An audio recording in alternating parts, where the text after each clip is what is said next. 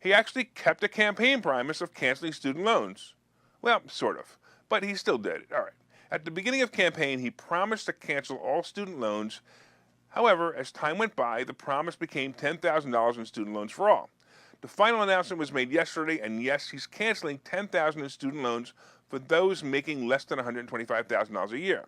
Look, many of you have mixed feelings on this. There's no doubt. Yesterday, I posted on Facebook asking for opinions on this, and so far I have over 185 comments with opinions on this topic. Most of them are actually negative. Most people, and I'm sure the people watching this, believe this is completely unfair. Well, of course it's unfair. Here's the reasons it's unfair, and many of them are listed in the responses of the post. Many of you said, basically, it comes down to, hey, what about me? Look, it reminds me of the 2008 bailout when people were wearing buttons that said, "Where's my bailout?" I wouldn't be surprised if some of you still have these buttons in a junk drawer somewhere. So what is it, and what about you, and where is your bailout? Well, it's pretty sneaky because, if you're like me and my wife, Linda, who literally just paid off the student loans for Linda's daughter about 4 months ago, we would have got this for free. The balance was actually less than $10,000, and if I just would have waited a few more months, we could have kept this money.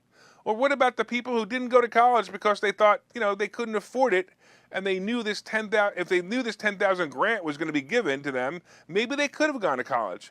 This is pretty unfair, right? Or what about all the other responsible people who paid off their loans on time and aren't getting a thing? It's so unfair. Look, how will it also affect inflation is another issue. All these people will no longer have student loans and will now buy stuff, and that will make inflation go up. Of course, there's the statement that I keep hearing as well. This isn't forgiveness, it's the transfer of those loans on the backs of all the taxpayers. Why should we pay for your loan? You borrowed the money, pay it back. All right. You guys are all crybabies. I want to give you the details of the program and how it works, and then I want to address all of these prior statements. And the other question, of course, the tax implications of both the forgiveness of the loan and you as the taxpayer may have. All right, from the government website. By the way, I like to go to the government website. You can actually find the official statements of the White House on topics like this. I realize they are written in the most positive manner, and they're typically propaganda, and they're written for the most positive matter for the standing president, but if you filter through the propaganda, you'll often find the facts. So I read through the latest statement, as I always do. As you guys know, that's what I do. That's what I want to do. I want to make sure that I have all the facts before I start saying stupid stuff. Now I can say stupid stuff that the White House backed me on. All right, so I read through the latest statement on loan forgiveness, and here are some of the important facts, straight from the statement. Department of Education will provide up to $20,000 in debt cancellation to Pell Grant recipients with loans held by the Department of Education and $10,000 in debt cancellation to non-Pell Grant recipients. Borrowers are eligible for this reset, or relief I should say, if their individual income is less than $125,000 or $250,000 for married couples. And then it goes on, it says, no high-income individual or high-income household in the top 5% of incomes will benefit from this action. All right, so it basically means that most people will receive $10,000 in debt cancellation, so a student loan debt cancellation. By the way, there's no word on how it's going to work yet. It's a credit to it may be a credit to your loan of $10,000, or it may be a payment from the government. I don't know. Either way, if you owe less than $10,000, your loan will be cleared. So the people owing over $10,000 will probably have some kind of credit. But next part of this section, and I don't know if you guys caught this, was a $20,000 credit to those who received the Pell Grant. So let me explain what the Pell Grant is and how the $20,000 is different than the $10,000 and why this is probably the most unfair part of the deal. So if you guys think this $10,000 is unfair, let me tell you how unfair this $20,000 is. So first of all, a Pell Grant is issued to low-income individuals and households, and it's used for higher education. You must apply for the Pell Grant before you enter school, and the government pays up to $6,895 this year towards tuition, and you can get that for up to 6 years.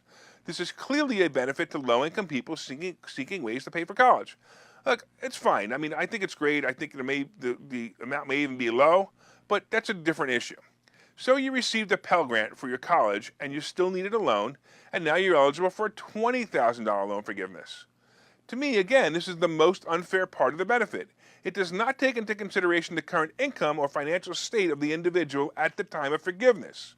You could be making $124,000 now, and because 5 years ago you got a Pell Grant, you get $10,000 more forgiveness than the guy making $40,000 a year who didn't get the Pell Grant.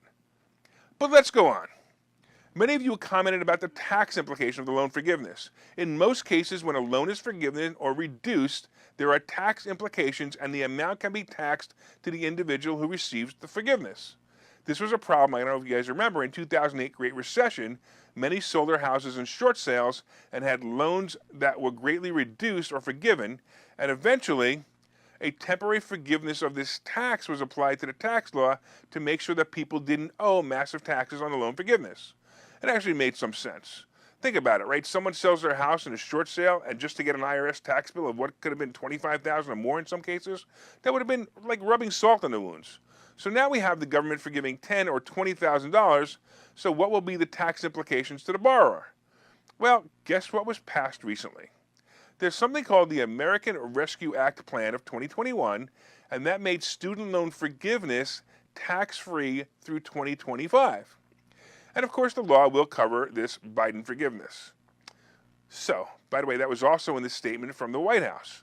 So the rumor of the tax implications is not true. There will be no tax paid on this forgiveness. I also want to address another part of the bill, which is, or executive order, or whatever the heck this is, because I actually don't even know what this is. I don't know if it's a bill, I don't know if it's executive order, I have no idea. But the Department of Education is proposing a new income-driven repayment plan that protects more low-income borrowers from making any payments and caps monthly payments for undergraduate loans at 5% of a borrower's discretionary income. So this is an interesting part of the plan. I don't know how many people know about this.